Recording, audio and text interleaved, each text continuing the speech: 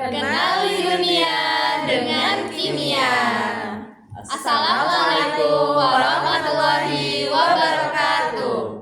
Kami dari kelompok Media Pembelajaran Kimia dengan saya Ilham dengan NIM akhir 030 dan saya Mera dengan NIM akhir 033. Saya April dengan NIM akhir 034. Saya Syarifah dengan NIM akhir 038. Dan saya Taifah dengan NIM akhir 040. Apakah kalian pernah merasa bahwa belajar kimia itu sulit dan membingungkan? Iya, pernah. Kalau begitu, hari ini kita akan belajar kimia dengan cara yang lebih seru. Yeay. Kita akan belajar bagaimana senyawa ionik terbentuk dengan puzzle senyawa ionik. Sebelum kita masuk ke pembelajaran ini, mari kita pahami apa sih senyawa ionik itu. Tahu nggak sih apa itu senyawa ionik? Apa ya?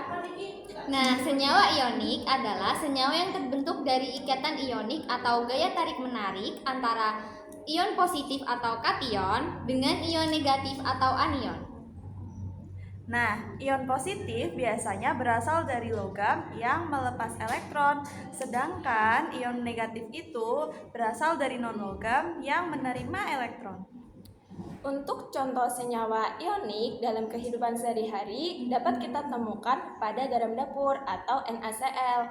Dan ada juga natrium hidroksida atau NaOH yang akan kita bahas pada video pembelajaran kali ini. Selamat menyaksikan. Kita mulai dengan natrium atau Na. Ini adalah logam alkali yang memiliki muatan positif 1. Artinya, Na melepaskan satu elektron saat berikatan dengan ion lain. Itu sebabnya pada puzzle ini kita buat bagian Na menonjol sebagai simbol muatan positifnya. Selanjutnya, kita punya OH- atau ion hidroksida. Ion ini memiliki muatan negatif 1, yang berarti ia menerima satu elektron. Jadi, kita buat bagian OH memiliki celah yang siap menerima elektron dari natrium. Sekarang, kita lihat bagaimana NaOH terbentuk. Karena Na plus dan OH- memiliki muatan yang berlawanan, mereka berikatan membentuk senyawa ionik yang stabil. Kini, mari kita lihat magnesium atau Mg. Berbeda dengan natrium, magnesium berasal dari golongan alkali tanah, sehingga ia memiliki muatan positif 2. Artinya, Mg melepaskan 2 elektron. Di sisi lain, kita punya bromin atau Br-. Setiap ion Br hanya memiliki muatan negatif 1, yang berarti setiap bromin menerima 1 elektron. Agar seimbang, satu ion Mg2+ harus berikatan dengan 2 ion Br-. Itulah mengapa dalam puzzle ini Mg memiliki 2 tonjolan dan setiap Br memiliki 1 cekungan, sehingga membentuk MgBr2. Sekarang kita masuk ke contoh terakhir, yaitu besi 3 klorida atau FeCl3. Besi atau Fe dalam senyawa ini memiliki muatan positif 3, yang berarti melepaskan 3 elektron.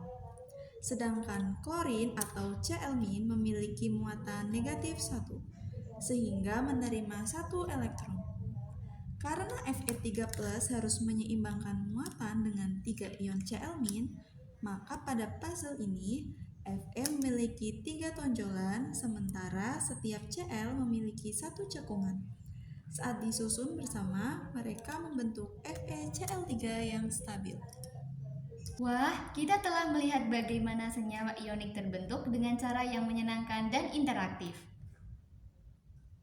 Dengan puzzle senyawa ionik, kita bisa memahami konsep kation, anion, dan ikatan ionik dengan lebih mudah. Ingat, belajar itu nggak harus membosankan. Dengan media interaktif, kita bisa menjadikan kimia lebih seru, mudah, dan menyenangkan. Terima kasih sudah belajar bersama. Sampai jumpa di eksperimen seru lainnya. Wassalamualaikum warahmatullahi wabarakatuh.